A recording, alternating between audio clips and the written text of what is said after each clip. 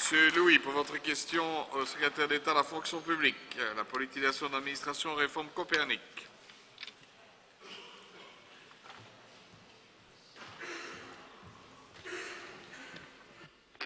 Merci, Monsieur le Président. Ce matin, Monsieur le secrétaire d'État, un dossier très inquiétant pour notre démocratie est paru dans la presse. La Belgique dépasse droit. Et ce dossier démontre une forte poussée de fièvre particratique dans notre société. Or, le malade, c'est notre pays. Eh bien, il avait déjà une forte température, puisque la réforme Copernic n'a jamais véritablement atteint ses objectifs de dépolitisation de la société sous l'effet, du moins en Wallonie et à Bruxelles, du virus PS. Et ce virus socialiste, il est particulièrement résistant. Pire, dans ce dossier, eh bien, on se rend compte qu'il est résistant, mais en plus il est contagieux, puisqu'aujourd'hui, tous les partis du gouvernement acceptent cette pratique et placent leurs petits amis qui sont souvent incompétents, on l'a vu dans le dossier Dexia ou Fortis, eh bien, ils les passent aux fonctions les plus importantes en foulant du pied une valeur qui me tient particulièrement à cœur, la méritocratie.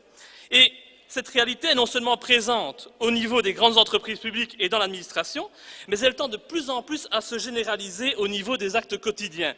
Et donc, il est de plus en plus difficile de trouver un logement social sans appui politique, et il en est de même pour une place dans les crèches, une place dans les maisons de repos ou pour trouver un emploi. Et donc, ma question sera la suivante. Je sais que votre gouvernement prétend être un gouvernement de réforme, de mauvaises réformes selon moi, mais votre gouvernement a-t-il aussi prévu de renier la réforme Copernic et de remettre la politisation au cœur des nominations? Et si tel n'est pas le cas, excusez-moi de vous dire que vos actes témoignent malheureusement du contraire. Je vous remercie. Monsieur le secrétaire d'État.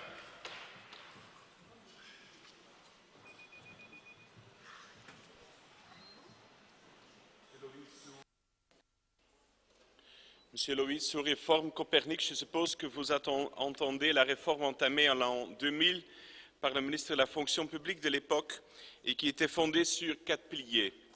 Premièrement, la transition d'une administration du personnel vers une politique orientée ressources humaines. 2. La modification des nominations fixes en fonction d'un mandat pour les fonctionnaires dirigeants de l'administration fédérale, présidents, directeurs généraux, administrateurs généraux. 3. Une nouvelle façon de travailler basée sur l'approche en processus. Et 4. Une nouvelle organisation de l'administration fédérale en casu des ministères vers des services publics fédéraux et des services publics de programmation et matrices virtuelles. Comme mentionné, la réforme Copernic date de l'an 2000. Depuis cette époque, mes prédécesseurs ont continué à travailler afin de transformer l'administration en une organisation efficiente offrant des services efficaces. Je poursuis le même chemin. Il est donc difficile de continuer à parler de réforme Copernic pur sang.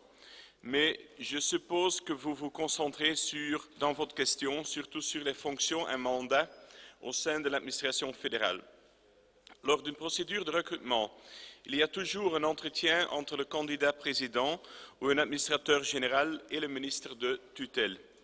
Un entretien complémentaire est prévu avec les candidats du groupe A afin de les comparer quant à leurs compétences spécifiques, leur aptitude relationnelle et leur capacité à diriger par rapport à la description de fonction et au profil de compétences afférents à la fonction de management à pourvoir. La désignation en soi se fait, en ce qui concerne la fonction d'administrateur général et d'administrateur général adjoint par le roi, par arrêté délibéré en Conseil des ministres, sur la proposition d'un ministre de tutelle et du comité de gestion concerné. Pour un président, ceci se fait sur la proposition du ministre de tutelle. Je vous remercie. Merci, monsieur le secrétaire d'État. Monsieur Louis. Merci, monsieur le secrétaire d'État, pour votre réponse qui est respectueuse et démocratique. Mais malheureusement, moi je peux vous dire que vous tournez autour du pot, il n'y a malheureusement pas de réponse aux questions. Et ce que je voudrais vous dire, c'est Vincent Jumeau, PS, Philippe Debry, Écolo, Christian Lamouline, CDH, Dirk de Smet, VLD, Joseph Ostein, CDNV, Peter Mikil, CDNV, Johnny Theys, Bipos, Bellens, Belgacom, Walter Pirard, Fluxis, Marc de Skemaker, SNCB, NME de Groove, PS, eh bien toutes ces personnes sont ou ont été nommées sur base de leur carte politique. Et elles ne sont qu'un faible échantillon de la réalité. Alors je sais que pour les socialistes et leurs camarades, la politisation est incontournable, car elle appuie leur clientélisme, mais je crois qu'il est aujourd'hui temps de dire en tant que démocrates que nous nous opposons à ces pratiques qui sont totalement antidémocratiques. Je vous remercie. Si bien.